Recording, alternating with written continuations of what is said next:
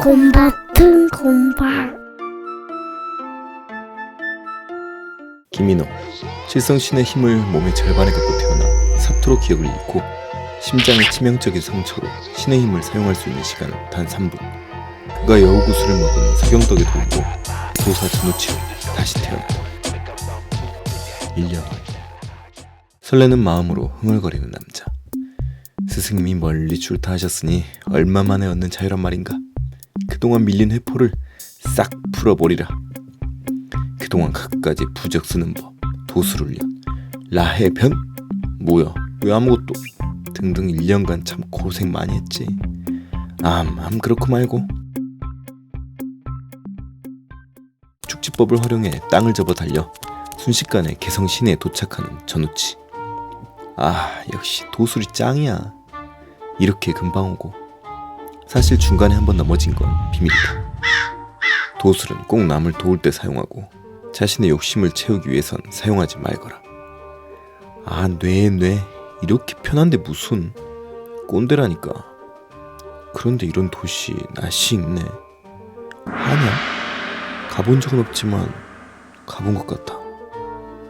무슨 소리야. 오늘은 그냥 즐기자. 일단 이곳에서 제일 유명한 기방을 찾아야겠다. 지나가는 사람에게 다짜고짜 묻는다. 이 개성에서 둘째가라면 서러운 기방이 어디 있소? 당연히 황진이가 있는 명월관이 제일 기방이지. 그것도 모르고 이곳을 찾았는가? 촌에서 왔소? 황진이? 오호, 얼마나 끝내주는 미녀이길래. 기대감을 안고 명월관으로 향하는 전우치. 어디 보자. 일단 돈이 없으니 이 돌을 들고 부적을 붙여 이렇게 주문을 외우리라. 라해변 금. 금세 금으로 변한 돌. 이 정도면 아주 거하게 놀 수 있겠군. 그리고 이거 행색이 원 그래도 기생 보러 가는 건데. 이렇게 옷에 또 부적을 붙이고 라해변 비단옷. 그렇지, 이 정도는 돼줘야지. 옷이 날개네 날개야. 순간 떠오르는 스승의 얼굴. 오늘만이야 오늘만. 절레절레. 명월관 앞에서 큼지막하게 부른다. 이리 오너라. 남자 하인으로 보이는 사내가 나오더니 묻는다. 예약은 하셨소? 아니, 안 했다만. 내일 명월관의 소문을 듣고 왔다네. 황진이가 그렇게 이쁘다던데. 코웃음을 치며 웃는 하인 녀석. 황진이는 이미 반 예약이 꽉 찼소. 게다가 오늘은 모든 방이 다 예약이라 방까지 없소이다. 안녕히 가슈. 이것 봐라. 이렇게 차려입었는데도 대접이 이렇단 말이지. 부자들이 엄청나게 찾는 곳인가 보군.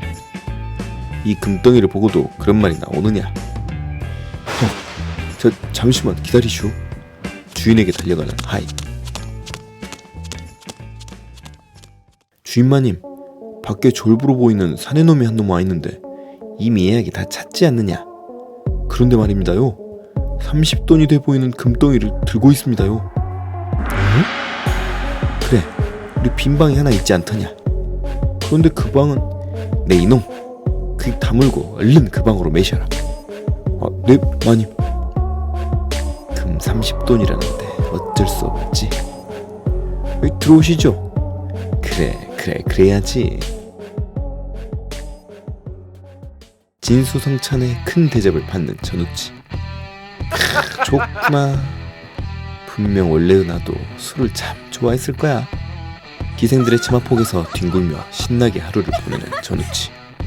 그렇게 돌을, 아니 금덩이를 기생들 치마폭에 뿌려대고 잠이 들었다. 아무 일 없이 그냥 잤냐고? 맞다, 그냥 잤다. 노란 딱지 싫어요. 그렇게 한참 잠에 든 전우치. 목이 말라 눈을 떴는데 천정에서 자신을 노려보는 사지가 분리된 귀신이 있었다. 전우치에게 다가오는 사지가 찢긴 여자 귀신 신기원효. 한참을 보더니 이 녀석도 아니구나. 그런데 자신을 보고 놀라지도 않는 전우치를 보고 의아해하는 귀신. 분리되어 있던 사지가 모여 하나의 몸이 되자 내려와 전우치 앞에 몸을 고쳐앉는다. 내가 무섭지도 않으시오. 일반인이라면 그랬을지도 모르지만 난 사실 도사이니라. 귀신 앞에서 폼을 잡는 전우치. 사실 왜인지 모르겠지만 자신은 귀신이든 요괴든 전혀 두렵지가 않았다. 아마 과거의 자신과 연관이 있으리라. 이 오른쪽 힘과 함께 말이지. 그런데 갑자기 전우치 앞에서 흐느껴 오는 귀신. 당황한 전우치. 왜 그러느냐? 내가 퇴치할까봐 무서워서 우는 것이냐? 오히려 귀신을 달래준다. 역시 남자는 여자의 눈물에 약한 법. 그런데 내가 빨간 눈과 부적도 쓰지 않고 보일 정도면 원한이 깊게 사무친 것 같은데. 귀신에게 자기가 들어준다며 사정을 말해보라고 한다. 사실 자신은 호라비를 모시고 사는 가난한 집의 여식으로 태어났는데 아버지가 어느 날 병이 들어 삶이 막막해 자신이라도 돈을 벌기 위해 이곳을 찾았다고 한다. 그런데 자신의 사정을 듣던 황진이가 몸을 팔지 않고 주방에서만 일할 수 있게 해주었다고 한다. 그렇게 열심히 일하며 아버지를 모시며 살고 있는데 어느 날 무관 출신인 최성이라는 사람이 나타나 기생이 들어오기 전 술상을 나르던 중 자신을 강제로 성폭행하려고 했다고 한다. 자신은 몸을 파는 기생이 아니고 이곳에 주방일만 하러 온 것이라며 끝까지 거절하였더니 자신은 이 방에서 목을 졸라 살해하고 아무도 모르게 빠져나와 바위로 자신의 사지를 찢어 감추었다고 하였다. 그 억울함에 그놈이 다시 나타나면 복수를 하기 위해 누군가 들어올 때마다 그놈인지 확인하며 기다렸지만 다시는 이곳에 나타나지 않았고 그때마다 놀란 손님들이 뛰쳐나갔다고 한다. 그리고 이건 죽기 직전 그 녀석에게 잡아뜯은 머리카락이라고 전해준다. 듣고 있던 전우치는 분노와 안타까움을 느끼며 내 너의 한을 내가 풀어주마라며 약속을 한다. 이거면 잡을 수 있겠군. 다음날 전우치가 아무렇지도 않게 그 방에서 나오자 남자 하인은 깜짝 놀라며 조심스레 묻는다. 밤새 별거 없으셨습니까요? 오냐, 아주 편하게 잘 잤구나. 에헴. 역시 이것들도 귀신이 나오는 방인지 알면서 준 거였어. 고얀 놈들. 내 다음에 또 찾을 것이니 그땐 꼭 황진이의 시간을 비워두거라. 그때 앞에 찾아온 아름다우면서도 도도해 보이는 듯한 인상의 여인이 전우치 앞에 나타난다. 이 방에서 이렇게 편안하게 주무신 분이 있다기에 얼굴을 한번 뵈러 왔다고 한다. 밤새 안녕하셨는지. 그 누가 가르쳐주지 않아도 단번에 알 수 있었다. 이 여자가 황진이로구나. 진정 절세 미녀이면서도 그냥 아름답기만 한 건 아니었다. 기생이지만 함부로 할 수 없는 기품이 느껴졌다. 내 다음에 또 찾을 테니 그땐 꼭 한번 술잔을 기울입시다. 그렇게 기방의 문을 나서는 전우치. 그리고 곧바로 기생들이 소리치는 소리가 들린다. 누가 내 금덩이를 훔쳐갔어. 금덩이 대신 돌을 놓고 갔어. 헛기침을 하며 얼른 변신을 풀고 축지법을 사용해 저 멀리 걸음을 재촉하는 전우치. 이 흥신천만 있으면 찾을 수 있지. 여기를 열고 그 녀석의 머리카락을 집어넣으면 이 바늘이 그 녀석이 있는 곳까지 안내해주는 거지. 알고 보니 개성에 있다가 지방 원님으로 발령이 나 있었던 것이다. 그 무관의 집 앞에 머물다가 밤이 되길 기다려 부적을 꺼내 라해변 그 귀신! 이라고 외치자 자신이 만났던 그 여자 귀신 모습으로 변한다. 이 강간범의 살인자 새끼, 기다려라, 내가 잡으러 간다. 밤이 되자 전우치가 지키고 있던 집에 나타난 최성이. 시골로 부임했더니 주변에 쓸만한 기방이 하나도 없네. 심심해 죽겠어. 그렇게 자신의 방에 돌아와 출출하던 차에 하인을 불러 술상을 시킨다. 하지만 문을 열고 들어오는 그녀의 모습에 소스라치게 놀라는 무관 최성이. 네 녀석이 어찌 이곳에? 넌 내가 분명 사지를 찢어 죽였는데. 알아는 보는구나. 그렇구나. 내게 원한을 갚으려고 나타난 것이냐. 그래, 그렇다면 어쩔래. 그러자 장수 출신답게 두꺼운 팔을 휘두르며 공격해온 최성우. 이 녀석이 정신을 못 차렸구나. 전우치의 오른쪽 눈이 빨갛게 변하며 공격을 가볍게 흘려버린다. 그리곤 그 무관의 손목을 잡고 순식간에 팔뼈를 부러뜨린다. 고통스러운 비명을 질러대는 최성우. 으악! 이 요무라! 날 건드리면 하늘 삼형제교에서 네 녀석을 가만두지 않을 게다. 이 새끼가 아직도 정신 못 차렸구나. 그리고 삼형제교인지 뭔지 그딴 거 난 몰라. 내 오늘 이놈 숨통을 귀신과 일개를 다루는 삼형제교를 모르다니. 이대로는 목숨이. 갑자기 빌기 시작하는 최성희. 내 잘못했네. 나 자식도 있고 처도 있네. 제발 살려주게. 그때 떠오르는 스승님의 말. 아무리 흉악한 인간이더라도 처음부터 악의는 없는 법. 회개할 수 있는 기회는 꼭 한 번은 죽어라. 칫. 이 콩을 먹거라. 이 콩을 어찌 지금 목을 비틀어 줄까 아니면 이걸 먹을래? 먹겠습니다. 울컥. 네가 먹은 콩은 뒷산에 있던 큰 바위 하나를 내가 콩으로 변신시켜 놓을 것이다. 다음 2가지 규칙을 지켜야 안전할 것이다. 첫째, 네 녀석이 여인을 보고 욕정을 느끼거나. 둘째, 내일 오후까지 네 스스로 죄를 자백하고 처벌을 받으러 가지 않으면 그 콩은 네 몸속에서 다시 큰 바위로 변해 너 역시 사지가 찢겨 죽을 것이다. 내가 지켜보겠다. 그리곤 최성희의 상투를 자르고 호련히 사라지는 여자 귀신. 사실은 전우치. 힘없이 주저하는 최성희. 그래, 내일 당장 하늘 삼형제교에 가서 이 저주를 풀어달라고 하면 될 거야.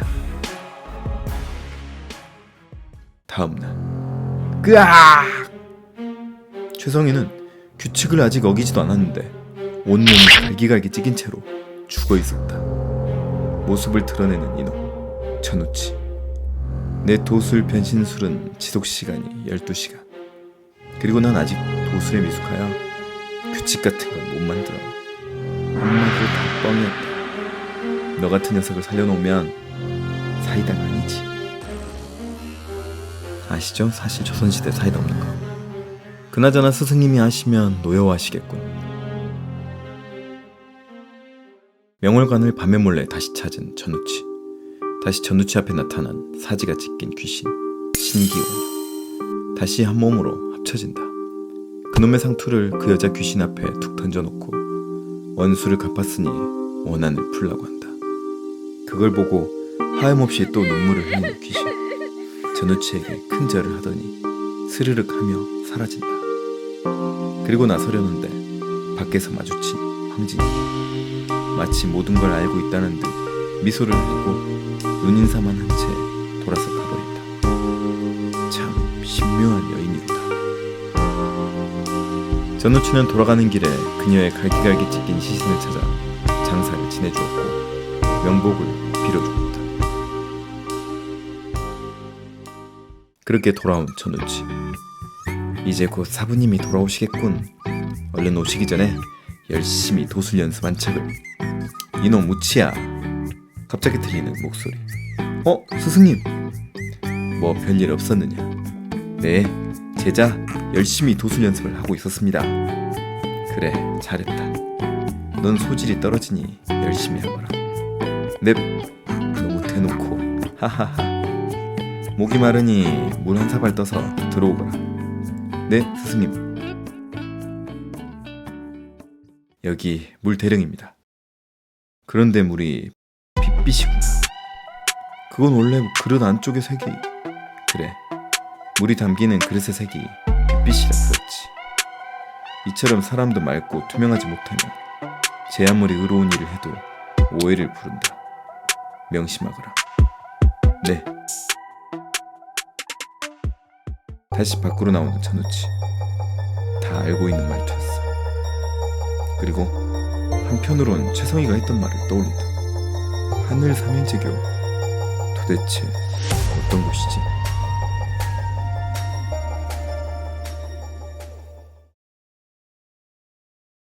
이곳은 사람들이 많은 저작거리. 삿갓을 쓰고 어딘가로 길을 걷고 있는 여자.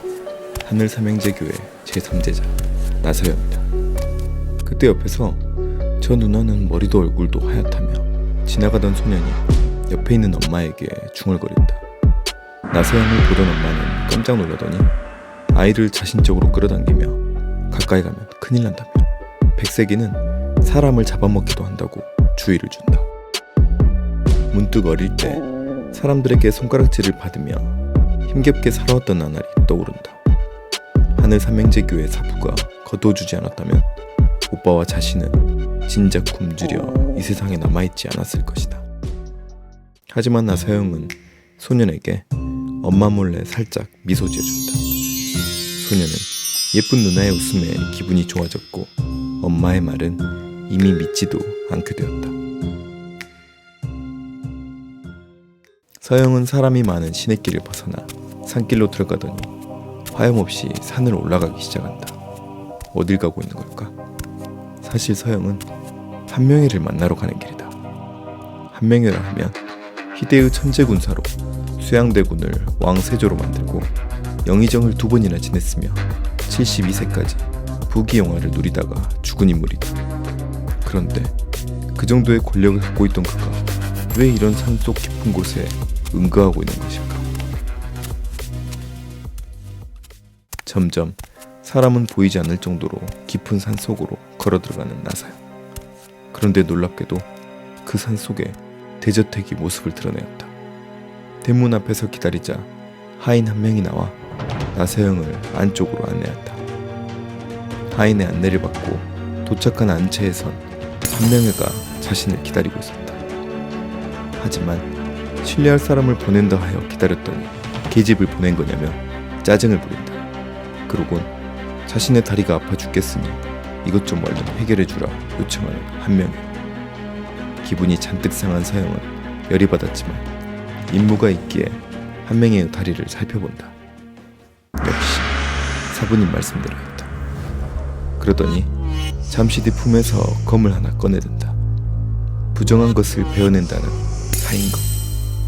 신비한 도인에 의해 12년마다 오직 한 번만 정해진 날에 별의 기운을 모아 제작할 수 있다. 그 때문인지 칼날에는 별자리로 보이는 문양이 새겨져 있는데 신기하게도 마치 밤하늘에 변하는 별자리처럼 시시각각 변화하였다. 사인검의 신비로움에 넋을 잃고 바라보는 한명회. 그러더니 놀라지 말라며 충고를 하더니 갑자기 한명회의 아프다는 한쪽 발을 베어버린다. 뼈까지 깨끗하게 썰린 다리. 이게 무슨 짓이냐며 크게 놀란 한명회. 그러자 잘렸던 다리의 뼛속에서 벌레가 한 마리 기어나왔다. 이는 골생충으로 사람의 뼛속에 들어가 고통을 주는 벌레우개이다. 도대체 이런 벌레는 어떻게 생기는 걸까?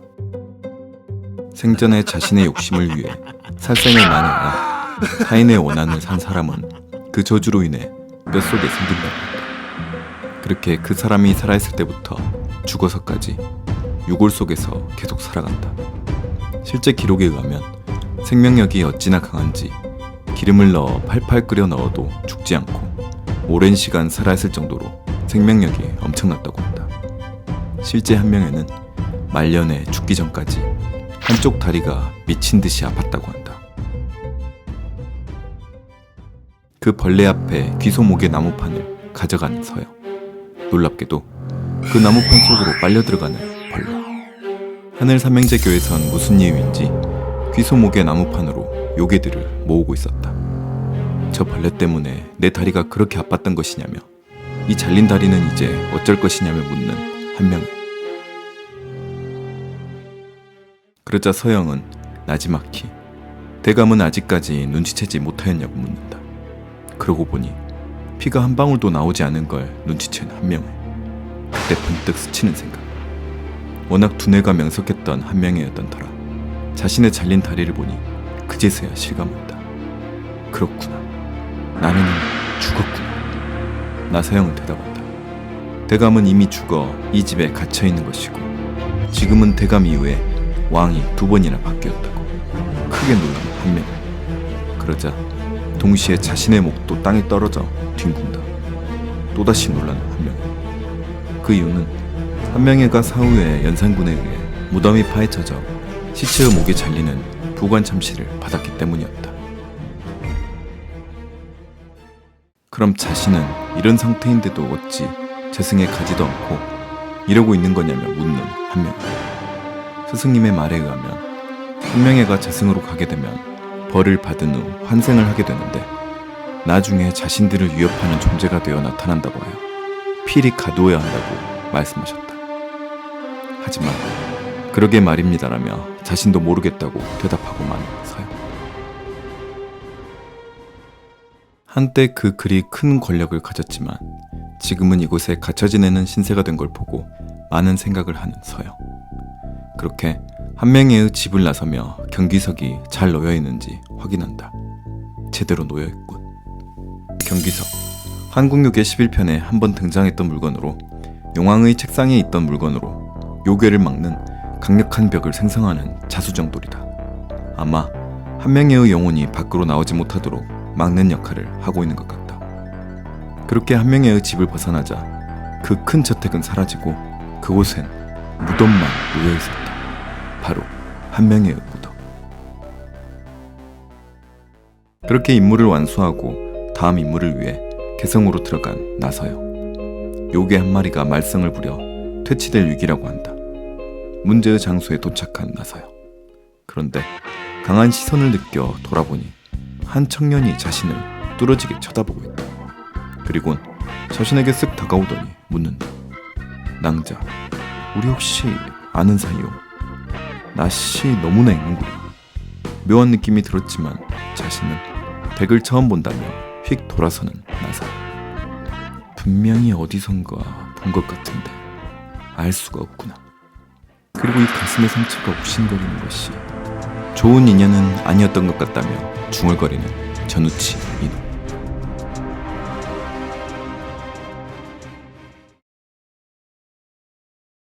사진사댁 처녀 서아라는 다리를 건너다가 갑자기 부는 강풍에 발을 헛디뎌 떨어지고 있다. 그녀를 지나가던 강승현이라는 청년이 뛰어들어 구해냈고 둘은 첫눈에 반하고 만다. 하지만 그 둘은 신분의 차이로 서로 이루어질 수 없는 사이. 오늘의 이야기는 바로 그녀 서아라가 금돼지라는 요괴에게 납치를 당하며 벌어진 이야기이다. 금돼지, 여자라면 환장하는 요괴로 몸은 금빛으로 둘러져 있으며 엄청난 괴력과 함께 그와 관련된 도수를 부린다. 무슨 이유인지 사슴의 피가 약점이라고 전해줍니다. 한국요괴 시작합니다. 천문을 보고 있던 서경도 무언가 생각에 잠겨있다. 드디어 그때인가. 이번에 만나겠구나.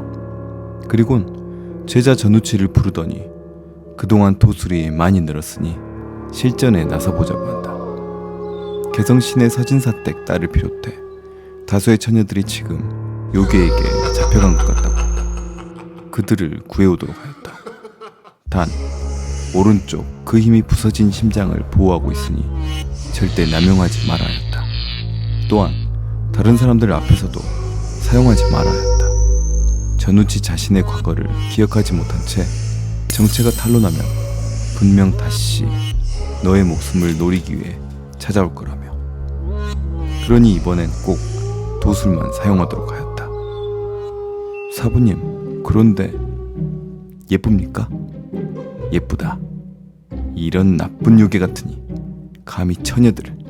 제가 모쏠들을 대표하여 혼내주고 오겠습니다. 정의감이 불타는 모습이 좋구나. 천문을 보니 아마도 3번 약속을 어기겠지. 하지만 꼭 필요한 일이니 어쩔 수 없구나. 그녀를 믿어봐야지. 그렇게 사부님의 소개를 받고 가는 길에 개성 시내길에서 나서영과 마주친 전우치 인호. 흰 머리와 흰 피부가 유난히도 눈에 띈다. 그런데 저 파란색 눈, 분명히 어디서 본 듯한 느낌이다. 문제의 장소에 도착한 나서영. 그런데 강한 시선을 느껴 돌아보니 한 청년이 자신을 뚫어지게 쳐다보고 있다. 그리곤 자신에게 쓱 다가오더니 묻는다. 낭자, 우리 혹시 아는 사이요? 낯이 너무나 익는구려. 묘한 느낌이 들었지만 자신은 댁을 처음 본다며 휙 돌아서는 나사요. 분명히 어디선가 본 것 같은데 알 수가 없구나.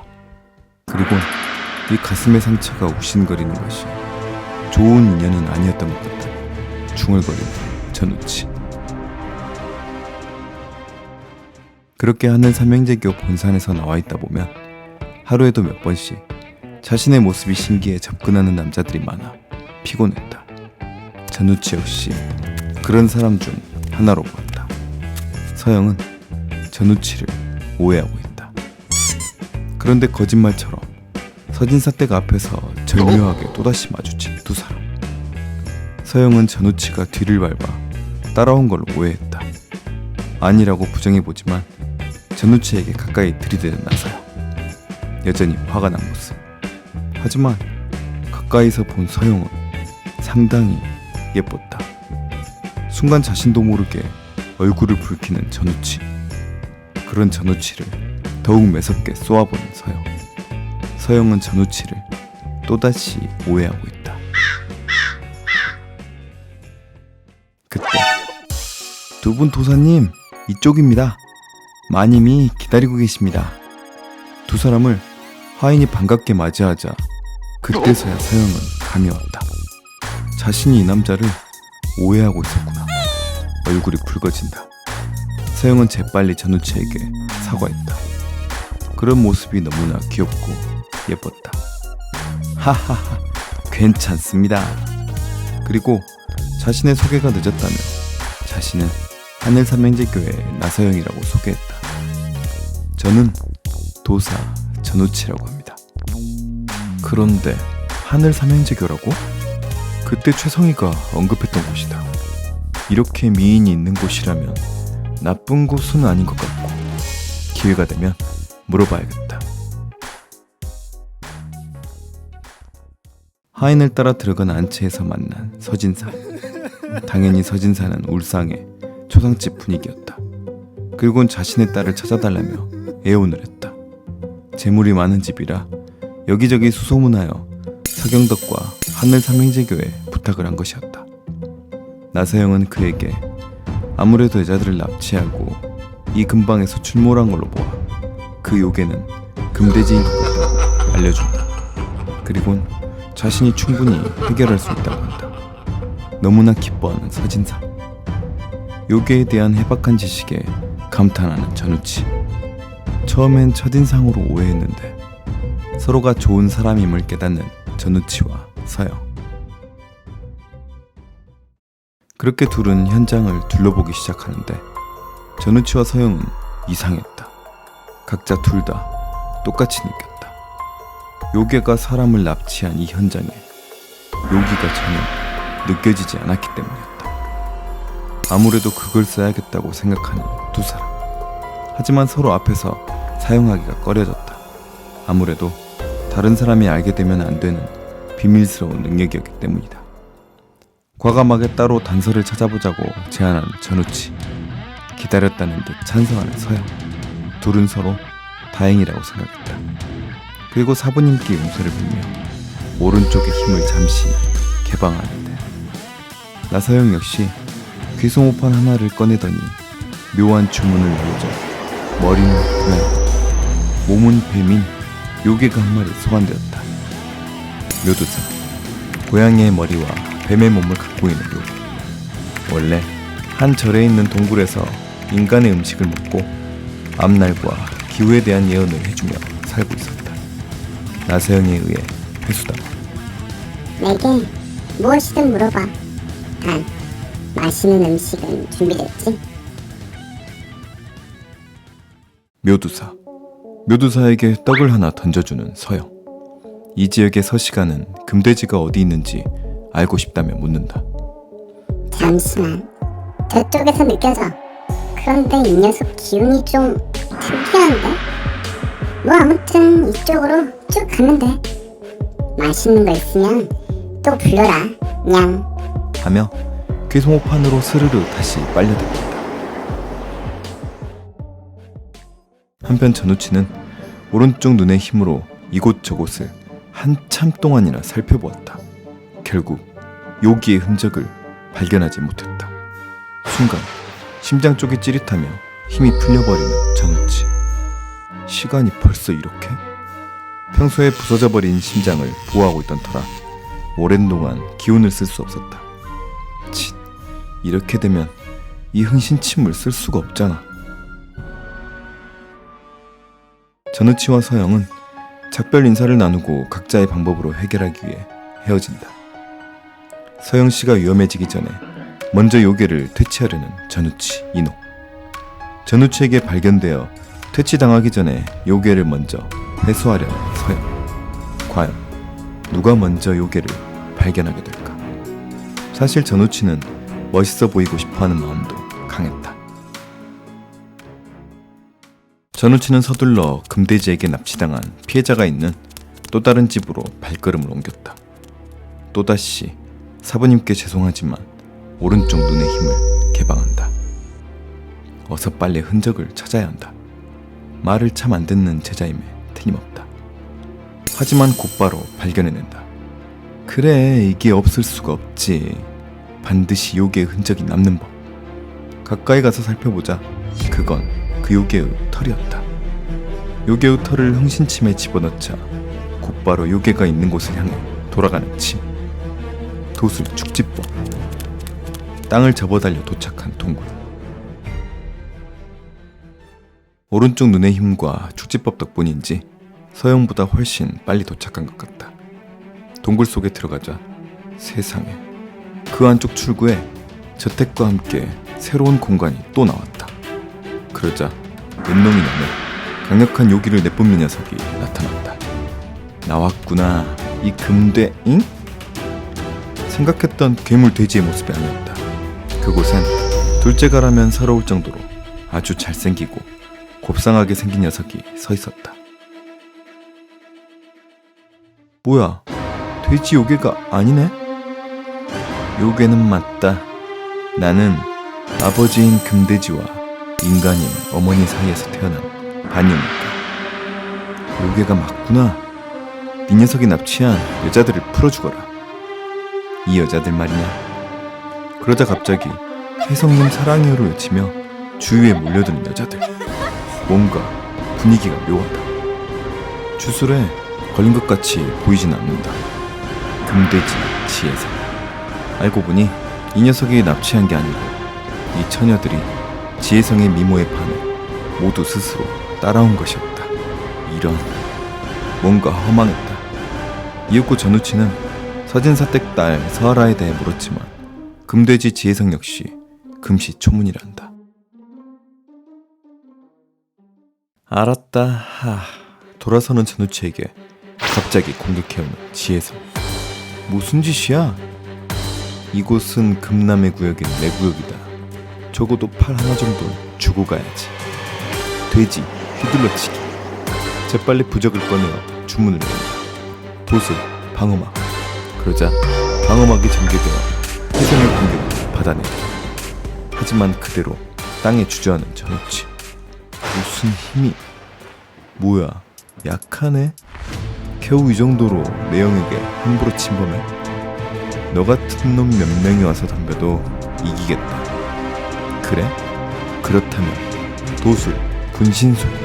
그러자 나타난 3명의 전우치와 1명의 꼬마. 이런, 하나는 실패했네. 넌 들어가라.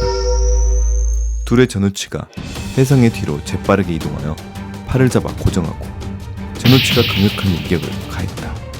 하지만 돌아오는 건 비웃음. 돼지 박치기. 컵. 박치기의 순간 데미지를 크게 입고 쓰러진 전우치. 만들었던 분신술이 흩어진다. 그때 뒤에서 낮게 깔리는 음성. 부정한 것을 베어내는 사인검. 사인검 밀어내기라 외치며 공격하는 나서영. 사인검에 베이지도 않았는데 자신의 몸에서 무언가가 빠져나가려 함을 느끼는 지혜성. 아버지로부터 받은 금돼지의 기운이 빠져나가려 한다. 저 여자가 돼지 고함 지르기. 순간 쩌렁쩌렁거리며 나서영의 자세가 흐트러진다. 금돼지의 힘은 다시 혜성에게 돌아왔고 순식간에 뒤를 잡아 나서영을 잡는데 성공할 뻔했지만 백색인 거울로 엄청난 반응 속도로 가까스로 벗어나는 서영. 내 움직임에 반응을 해? 그런데 가만 보니 상당히 미인이네. 너 내 부인 해라. 엄청난 공격력과 스피드에 수세에 몰리는 서영. 소환용 귀소모판에 손을 올리는 서영. 순간 상투를 벗어던지는 전우치 이노. 아, 여성분 앞에서 쪽팔리게 진짜. 흘러내리는 머리칼. 사부님 죄송합니다. 약속 못 지키겠네요. 3번이나. 오른쪽 눈이 빨갛게 변하자 찌릿거리는 가슴. 일찍 끝내자. 오늘만 3번이나 써버렸다. 힘겹게 막아내고 있는 서영 앞에 서는 전우치. 신세졌습니다. 제가 먼저 해결해놨어야 하는데. 어이가 없네. 저 녀석 또 처박히려고. 돼지 휘둘러치기. 하지만 이번엔 완전 상황 역전. 이렇게 전우치에게 막히고 만다. 뭐야 이 힘은? 네 녀석 힘을 숨기고 있었냐? 그렇다면 나도 보여주마. 돼지 해방술. 이 모습은 못생겨져서 되도록 안 쓰려고 했는데 혜성의 몸이 1.5배 정도 커지더니 금돼지와 비슷한 모습으로 변화한다. 돼지 휘둘러치기. 전력을 가한 한번. 하지만 역시 이번에도 가볍게 팔을 들어 막아내는 전우치. 이제 끝내자. 내가 시간이 없다.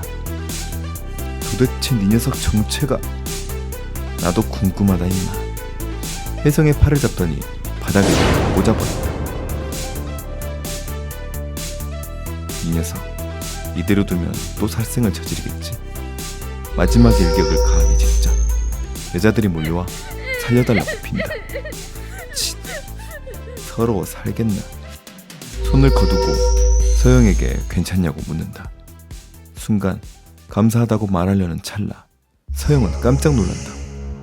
셋째 사부님이 언급한 적이 있는 자. 자신의 오빠 나영준이 큰 상처를 입고 돌아온 날 들었던 하늘 삼형제교의 원수라 칭하는 빨간 눈의 신력을 가진 반쪽이. 혼란스럽다.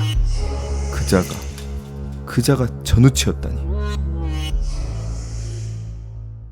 오빠가 죽였다고 들었는데. 순간 가슴이 찌릿하며 힘이 풀리는 전우치. 심장을 보호하기 위해 힘이 다시 돌아가 버린 탓. 괜찮냐고 물은 후 쓰러져 있는 지혜성에게 다가가 사임금을 휘두르자 요괴의 힘이 분리된다. 그리고 귀소모판의 그 힘을 흡수하는 서영. 앞으론 평범한 인간으로 살아가거라. 저 기술. 가슴이 찌릿하며 전우치의 깊은 기억 속에 무언가를 건드린다. 하지만 아직 기억이 나지 않는다. 여자들을 설득해봤지만 싫다 하여 별 수 없이 그들을 남겨두고 나온 서영과 전우치. 괜찮냐고 묻자 어두운 표정의 서영이 정말 감사했다고 대답한다. 그리고 오늘 요괴를 흡수한 건 못 본 걸로 해달라고 하였다. 자신 교의 빅이라며. 그리고 훌쩍 떠나버린다. 같이 밥이라도 한 끼 먹어줄 줄 알았는데. 슬픈 전우치 이노. 그리고 하늘 삼형제교에 대해서도 물어보려고 했는데 그것도 결국 못 물어봤네. 서영은 고민에 빠졌다. 하늘 삼형제교. 요괴와 인간의 균형을 지키려는 교단. 우린 수많은 요괴들을 해치지 않고 모으고 있다. 요괴는 세상의 균형을 이루는 중요한 존재로 퇴치당하면 세상의 균형이 무너진다고 했다. 하지만 이게 옳은 걸까? 인간을 해치는 요괴까지 보호해 주어야 하는가? 방금도 전우치가 아니었다면 당할 뻔했다. 그리고 사부님이나 오빠에게 들었던 것과는 달리 좋은 사람 같아 보였다. 그를 만난 사실을 당분간 비밀로 해야겠다고 생각하는 서영이었다. 그나저나 이 이야기의 시작이었던 사진사 댁에선 딸을 찾지 못해 난리가 났다. 아하, 그러면 되겠다.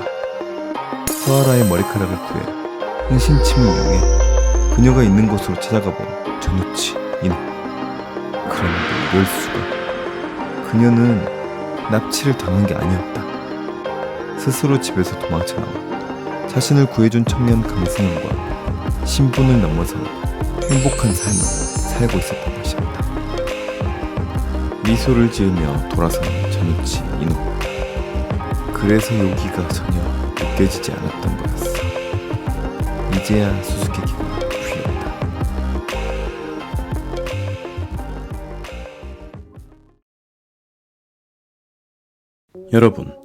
여러분은 물건을 의도적이든 의도적이지 않든 잊어버린 채 혹은 잃어버린 채 오래도록 둔 적 있나요?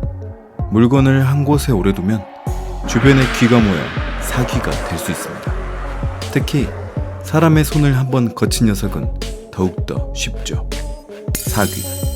오래도록 잊혀진 물건에 떠도는 잡혼들이 모여 하나의 요괴나 귀신 등의 개체를 이루게 되는 경우가 있는데 이를 사귀란다. 오늘은 김득이라는 이름을 가진 소년과 그와 관련된 사귀 이야기입니다. 어릴 때부터 온갖 학문을 섭렵하여 경물치지의 경지에 이르고 여우구슬을 비록 절반만 먹었지만 그 덕에 천문을 읽어 간헐적으로 미래를 읽을 수 있으며 비, 바람과 번개를 다룰 수 있는 그가 바로 전우치의 사부이자 화당 서경덕이다. 그는 오늘 또 요괴와 귀신으로부터 사람들을 돕기 위해 길을 나선다. 천문을 보고 있는 서경덕. 동쪽에 볼 일이 있겠구나. 또 천문을 보고 계십니까? 내 내일 동쪽 지방에 다녀올 것이다. 그리고 지난번처럼 네 힘, 신력을 사용하는 것을 자제하도록 하여라. 알게 모르게 네 몸에 무리가 많이 가고 있을 것이다. 네, 사부님. 아, 근데 그 녀석이 여자 앞에서 쪽팔리게. 네, 사부님 명 받들겠습니다.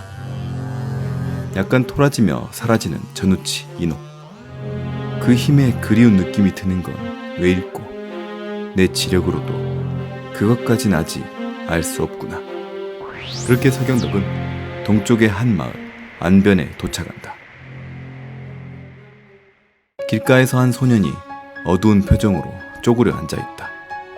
아, 어쩐다. 그 소년 앞에 누군가가 멈춰섰다. 화담 서경덕.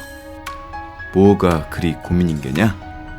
서경덕의 범상치 않음에 사정을 이야기하는 소년.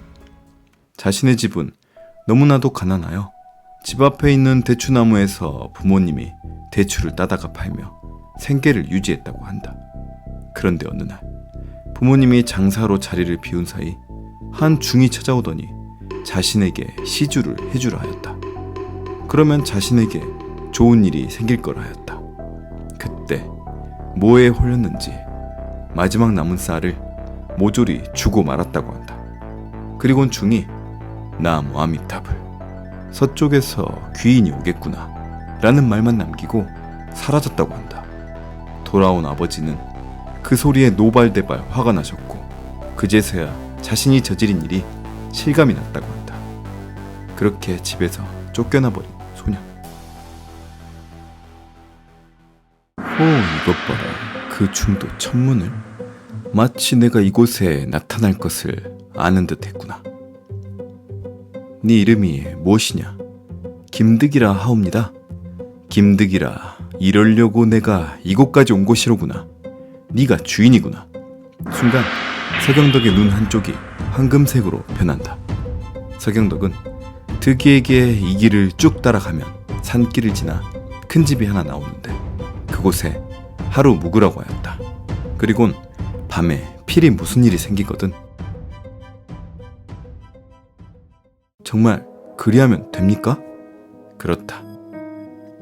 서경덕의 말대로 갈 곳이 없는 득이는 산길을 따라갔더니 역시나 큰 집이 하나 나왔는데 그곳엔 자기 또래나 돼 보이는 여자가 혼자 살고 있었다. 자신이 하루 묵어갈 수 없겠냐고 묻자 그 소녀는 1년 전부터 자시가 되면 기괴한 것들이 나와 식구를 하나씩 데려갔고 오늘이 자신의 차례라며 오늘 이곳에 있으면 그쪽도 죽을 것이 분명하니 다른 곳으로 가서 자라고 한다. 득이는 그 말을 듣고 서경덕이 해준 말이 떠오른다. 그 뜻이었구나. 괜찮으니 어차피 갈 곳도 없다고 묵게 해주라 하며 대신 처녀에게 오늘 밤 무슨 일이 있어도 방 밖으로 나오지 말라고 당부했다. 그렇게 어두워지길 기다렸다가 서경덕이 일러준 대로 일을 시작한다. 역시 서경덕의 설명대로 마당 한가운데는 절구통이 있었고 이 절구통에 길다란 장대를 하나 구해 끼워 넣었더니 영락없는 담뱃대처럼 보였다. 마치 크기가 20길이나 되는 안변에서 유명한 요하입수 거인이 쓰는 담뱃대 말이다.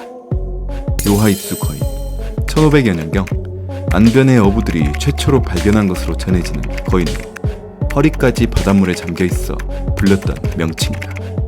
대인이라고도 불리곤 했다. 이 정도면 다 준비된 것 같다. 곧 자시이다. 그리곤 집 뒤에 있는 대나무밭 뒤로 가서 몸을 숨겼다. 이제 기다리자.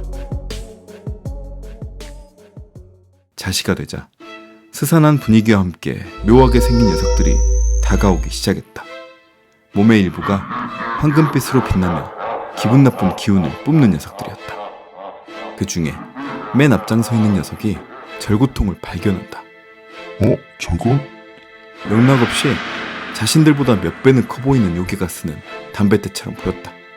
동시에 득이는 대나무 숲에 이곳 저곳의 대나무를 흔들며 소리쳤다. 감히 대인이 머물고 있는 집에 어디 잡것들이 허락도 없이 발을 들이느냐. 담뱃대와 저 큰 대나무가 흔들리는 걸 본 녀석들은 꿈에도 의심할 생각을 못하고 혹시라도 자신들보다 크고 센 요괴들에게 잡아먹힐까봐 벌벌 떨며 자신들의 사정을 이야기한다. 사실 자신들은 금덩이였는데 누군가가 땅속에 자신들을 묻어놓고 잊어버려 수백 년간 빛도 보지 못하고 묻혀있다고 한다. 그렇게 오랜 시간 동안 근처에서 죽은 사람, 근처에서 죽은 동물들, 온갖 것들의 혼이 모여 사귀가 되었다고 한다. 그러다가 자시에만 이렇게 나올 수 있고 내내 땅에 갇혀있는 게 너무나 답답하여 자신들을 꺼내도록 시키기 위해 사람들을 잡아갔는데 가는 족족 도중에 죽어버렸다고 한다. 그러는 게 당연했다. 사기후 도끼에 보통 사람이 어찌 견디겠는가. 자신이 날이 밝는 대로 처리해 줄 테니 물러가라 하자 순식간에 사귀들은 사라져버렸다. 그렇게 사귀들이 물러나자 모습을 드러내는 득이. 하지만 알지 못했다. 그중 의심 많은 한 놈이 가지 않고 지켜보고 있었다는 것을. 혹시나 해서 지켜보았더니 인간 꼬마놈이 우릴 속이려 했어? 자신들의 동료를 다시 부르려는 찰나 어둠 속에서 빛나는 황금 눈빛. 손가락 하나를 입에 가져다 대더니 쉿! 이라고 하며 손가락을 모아 하늘을 향해 지켜들었다. 그리고 다시 사기를 향해 내리치니 마른 하늘에서 갑자기 벼락 하나가 떨어져 순식간에 남아있는 사기 하나를 잿더미로 만들어버렸다. 눈치 빠른 녀석은 정말 피곤하다니까. 갑자기 내리친 벼락에 깜짝 놀란 득이는 뒤를 돌아 살펴보았지만 아무것도 없었다. 그렇게 다음날 득이는 소녀와 함께 사기들이 일러준 곳에 가보니 그동안 잡혀갔던 가족들의 유골들이 널려 있었다. 이윽고 땅속을 파헤치자 금덩이가 모습을 드러내고 자유다!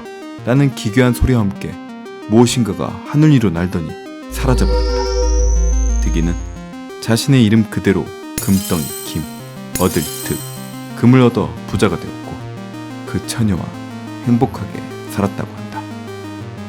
여러분의 이름은 어떤 뜻을 갖고 있나요? 여러분의 운명을 좌우할지도 모릅니다. 한 충이 길을 걷고 있는데 가만 보니 득이집을 방문했던 그 중이다.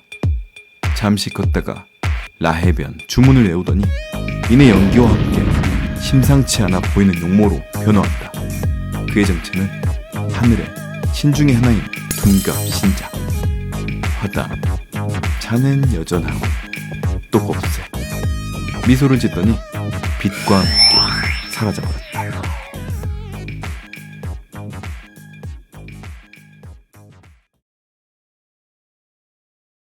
사부님의 치료와 가르침으로 귀한 정도는 크게 힘들이지 않고 발동할 수 있게 된 전우치. 귀한 귀신을 보는 눈. 그나저나 왜 사부님은 날 이리... 오늘은 악귀살이 잔뜩 낀 날인데. 악귀살, 평소보다 악귀를 많이 만나는 애기 잔뜩 낀 날을 칭한다. 지키고 있다. 뭐가 딱 보이거든 처리하고 오거라. 한 집안의 중대사가 걸린 일이니 잘 해보거라. 암튼 사부님 말대로 귀안을 열어놨으니 그때 무언가를 발견한 전우치 인호. 가마? 이제 막 혼례를 마친 새색시를 데려가는 가마였다. 오늘같이 악귀살이 잔뜩 낀 날에 하필 내 일할 줄 알았다. 오늘 같은 날 악귀가 안 붙을 리가 있나. 역시나 가마 위엔 커다란 구렁이 악귀가 붙어 있었다. 따라가 보자. 가마를 따라 나서는 전우치. 이곳이군. 과객인 척 사랑채에 하루 묵을 걸 요청하자 경사스러운 날이라며 흔쾌히 허락하는데 별일이 없으면 좋겠는데. 그런데 역시나 비명소리에 새색시가 있는 곳으로 가보니 새색시가 몸을 버둥거리며 숨이 넘어가고 있었다. 남편이 아내를 부축해보지만 소용이 없다. 귀안을 발동시켜 살펴보는 전우치. 역시나 아까 보았던 그 구렁이 녀석이다. 전우치를 발견한 듯 앞으로 다가오는 구렁이. 사부님의 가르침대로 내 힘보단 최대한 도술로 제압해봐야겠다. 아래쪽 이불을 발견하는 전우치. 이거면 이불을 들고 뛰어들어 구렁이 녀석을 덮어버린다. 그리곤 재빨리 부적을 이불에 붙이고 라해변 당귀! 그러자 이불이 당귀 더미로 변하며 구렁이를 붙인다. 당귀 향은 뱀에게 치명적이어서 뱀은 극도로 이 냄새를 싫어한다. 역시나 엄청나게 괴로워하다 사라지는 구렁이야. 새색시를 와서 부축하는 남편. 전우치도 어찌된 영문인지 물었지만 새색시 역시 영문을 전혀 모르는 눈치이다. 사부님께 들은 적이 있다. 보통 여자를 찾아온 구렁이 악귀는 상사뱀으로 사랑이 너무 깊은데 그 사랑을 이루지 못해 죽으면 원한을 갖고 뱀이 되어 나타난다고 한다. 역시나 새색시 집 주변에 수소문하여 물으니 동네의 한 가난한 총각이 그녀를 사모하다 괴로워 죽은 자가 있다고 한다. 색시에게 돌아가 아무래도 그 청년이 색시를 사모하다 일이 된 일인 것 같다 이르자 자신의 집에서 일했던 노비였다며 안타까워하는 그녀. 원한을 풀어주지 않으면 또 찾아올 것이요. 그땐 내 힘을 사용해야 하려나. 그때 새색시는 전우치에게 무언가를 건넨다. 이건 자신의 속치마였다. 이거라면 될지도. 그리고 그 청년의 무덤을 찾은 전우치. 강하게 느껴지는 욕이, 그리고는 그 구렁이가 나타난다. 눈의 색이 변하는 전우치. 다투러 온 게 아니다. 그리고 내가 제대로 하면 넌 죽어 임마. 그리고는 색시의 속치마를 날려 무덤 위에 덮어준다. 흠칫하는 상사뱀. 네가 죽이려 했던, 하지만 네가 동시에 사모했던 여인이 준 속치마이냐. 너는 그녀를 죽이려 했지만 그녀는 너를 걱정하며 이 속치마를 내주었다. 놀란 상사뱀. 그녀가 내게? 눈물을 뚝뚝 흘리는 상사뱀. 난 그녀를 죽이려 했는데 그녀는 이렇게도. 그리고 인간의 형태로 변화하여 나타난다. 서럽게 우는 청년. 뭐야, 이 새끼 존잘러잖아. 그냥 노비였어도 고백 한번 해보지. 네? 아니다. 서럽게 우는 청년. 그녀를 해치지 않게 도와주셔서 감사합니다. 그러곤 사라지는 청년. 뭐 어쨌든 임무는 완성. 그런데 도대체 왜 악기살이 잔뜩 낀 날에 신행을 한 거지?